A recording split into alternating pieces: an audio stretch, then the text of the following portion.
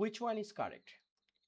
Here is for statement and has given x equals to root 5 plus root 3, and what is 2 by x?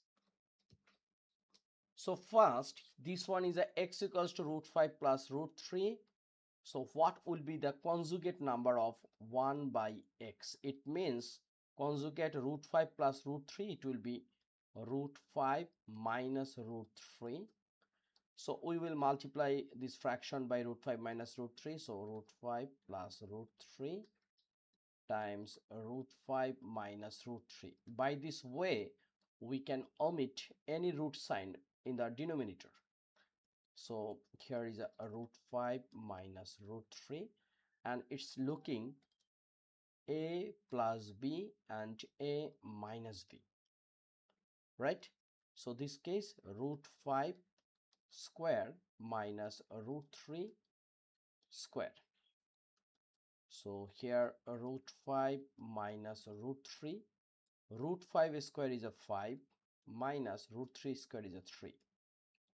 Then we will get root 5 minus root 3 divide 5 minus 3 is a 2. So what do you think? This is our answer? No, because we have to find out a 2 by x equals to what? So this one is against 1 by x. Now if we multiply both sides by 2, so it will be 2x, 2 by x, and after multiplying, this 2 will be out. So it will be root 5 minus root 3. Now let me know which one is the correct option. Here is root 5 minus root 3, root 3 minus root 5, 1 by 2 root 3 minus root 5, 1 by 2 root 5 minus root 3. So which one is the correct option? These kinds of math we are doing mistake. How? Because lots of people think this is our correct answer, because here is it's like 1 by 2 root 5 minus root 3, but this is statement is okay, but our target to find out 2 by x, that's why our correct answer is root 5 minus root 3. So which one?